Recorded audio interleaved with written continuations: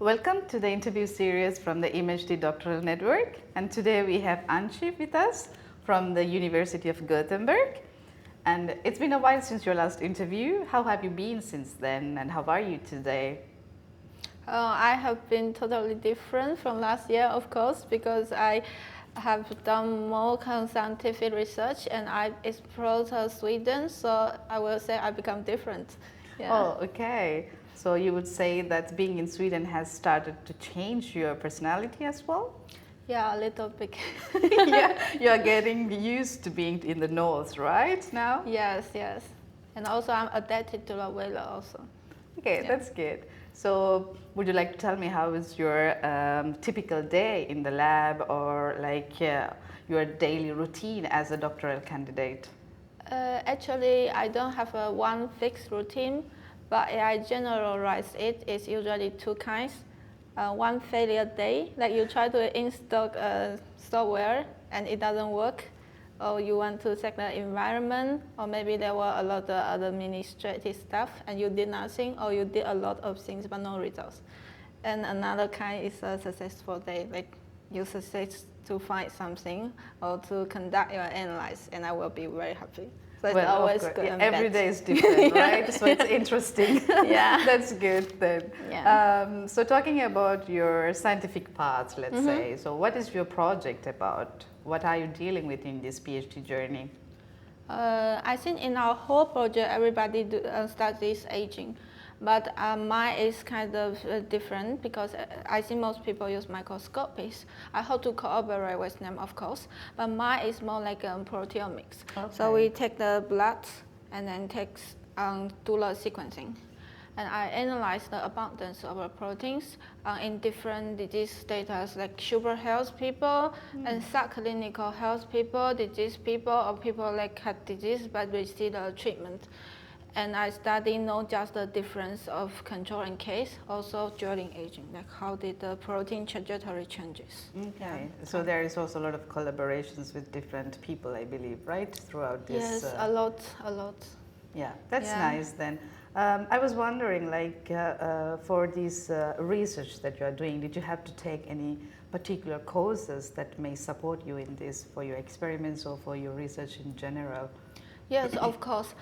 In my first year, I was exchanged to Karolinska, and I was very excited to take the medical course there because I think I lack of a little bit background in cardiovascular disease. So I take the course like physical activities on diabetes or some metabolic disease course, and it was really fun. Okay, so so I'm curious to know, what was your previous background and what were you doing before this new project? I have an automatic degree in my bachelor, so it's like in the College of Automation. Okay. So it's engineering, and in my master, I actually have computer science degree. Okay. So I think my biology and medical is not that good. Okay, so I believe that the courses that you were interested in must have been very useful for this. Yeah, that's really good.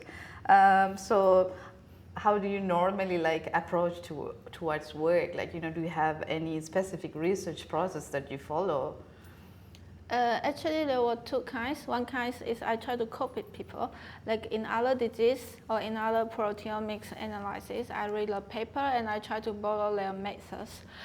But also my supervisor is super nice. She encouraged me to do whatever you want to do, and as long as you can validate yourself in some way. So just start your own theory and do your own analysis. That you don't have to copy people or anything, and you can do whatever you want. Oh, it's really good. I hear that you sound really like an independent researcher already, right? That's really encouraging, I would say, for a career as a researcher. Yeah. That's really good. Are you towards the end of your PhD or midway? Which year you are? I think I'm just starting because it's the second year of my PhD. Second year, okay. Just 1 year and 2 months is still a long way to go. Well, although you are just in the beginning of your career, let's say, is there any results that you would like to share with us, that you are maybe proud of, any achievements that you want to share with us? Maybe also from your stay in the Karolinska, or whatever you have achieved that you would like to share with us. Oh, this is a hard question. And I think it's like from my data, I define some age acceleration because we check aging as running a marathon, and sometimes you are not like tired and you run faster. Yeah. So you have an acceleration. And in my data, we did see some age peaks like around 16 to aging fast. And it's a reasonable age because usually people divide the cohorts like before 16 or after 60. It's like a threshold.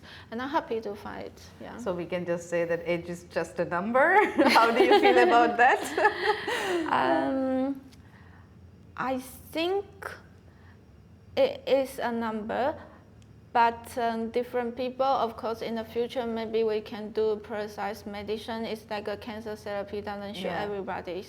But so far for proteomics, I never heard about like single cell proteomics. Maybe in the future somebody will do it. But we are just taking plasma factors, and it's already very advanced. Oh, that's really nice. Yeah. And since you already mentioned the future, and we are actually towards the end of this interview, there is this final question about actually your future plans. Yeah. I know that you are just in the early of this PhD journey, but still, like, you would have set some milestones for your coming years, right? Yes. Could you share them with us?